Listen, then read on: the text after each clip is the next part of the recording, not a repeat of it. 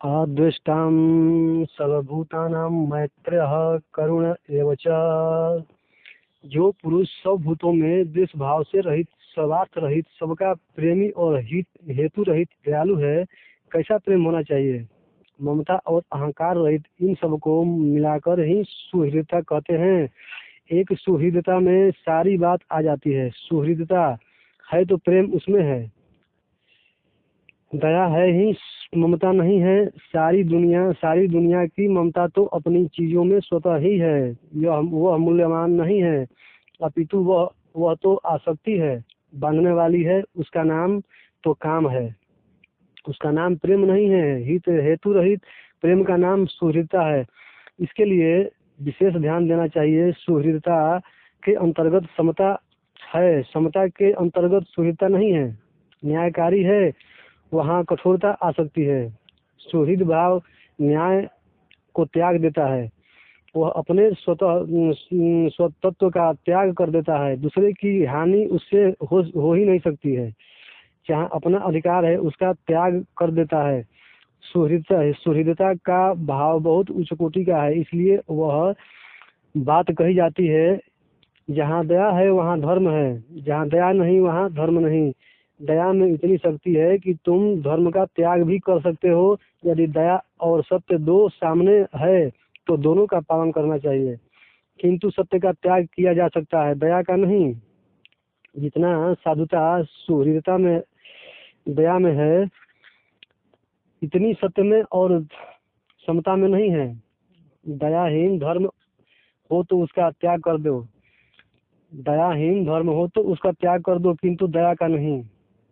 बिना कारण बिना किसी हिंसा होती हो, बिना कारण किसी का हिंसा होती हो, उस स्थान में उसके प्राणों को बचाने के लिए सत्य और दया की चेष्टा तो करनी चाहिए, किंतु दोनों की अपेक्षा न हो तो वहाँ मिथ्या बोलना सत्य की अपेक्षा ठीक है। वहाँ हमें समझना चाहिए कि इस मिथ्या बोलने का नरक होगा तो हमें स्वीकार है, किंतु दया का त्याग नहीं करना चाहिए। उत्तम गुणों में भी ये उत्तम से उत्तम गुण माने गए हैं। भगवान गुणों के सागर है। यह बात कि जितनी समझ में आ जाती है उतने गुण उसमें भी आते चलते हैं। ये एक एक गुण भगवान को प्राप्त करा देने वाले हैं। कहते हैं ये तैर्जितः सर्वो ये साम्य स्थितम मनः निर्दोषम ही सम ब्रह्म तस्माद ब्रह्माणि स्थितः। उन पुरुषों ने यही संस्कार को जीत लिया है जिनका मन समता में स्थित है। यह समता की कसौटी है। जिसकी समता में स्थिति है वह ब्रह्म में स्थित है। यदि कहो कि मन से उसका क्या संबंध रहा, जैसे कोई पहाड़ है, सूर्योदय हुआ, पहाड़ की चोटी पर धूप आई, उसको देखकर हम निर्णय करते हैं कि सूर्य उदय हुआ। सूर्य दिखता नहीं, किंतु धूप को देखकर हम कहते हैं कि सूर्य उदय हो गया। अंतःकरण पहाड़ की तरह है, समता धूप है, उसे देखकर हम समझते हैं कि ब्रह्म को प्राप्त हो गया। जहाँ सत्य है वहाँ भगवान है। कहते हैं सांच बराबर तप नहीं, झूठ बराबर पाप, जाके हृदय सांच है, ताकि हृदय आप। जो चीजें हैं, दो चीजें हैं, एक का नाम श्रद्धा और एक का नाम प्रेम है। गीता में कहीं भी जहाँ उच्च कोटि के भक्तों के लक्षण बताए हैं वहाँ कहीं तो समता का समावेश है, कहीं प्रेम का, कहीं प्रेम का, जहाँ ज्ञान का प्रकरण है वहाँ भी श्रद्धा का संबंध है। श्रद्धा बिना नाम जप की महिमा तो है, किंतु ज्ञान और कर्म में बिना श्रद्धा के काम चलता नहीं है।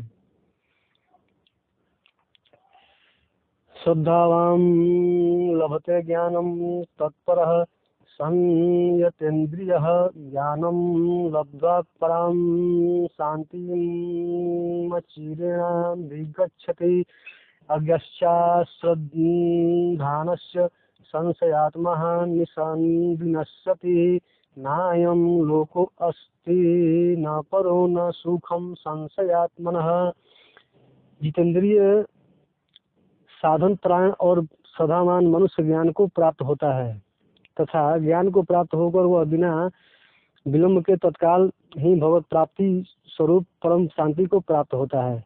विवेकहीन और सदा रहित संयुक्त मनुष्य परमार्थ से अवश्य भ्रष्ट हो जाता है। ऐसे संशय युक्त मनुष्य के लिए न यह लोक है न परलोक है और न सुख ही है।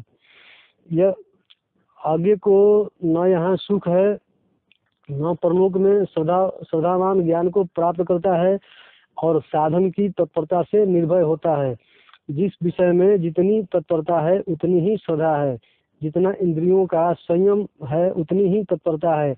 कोई भी कर्म हो बिना श्रद्धा के किया हुआ होने से असत है। नाम का जप भी क्रिया ही है, किंतु वह एक विशेष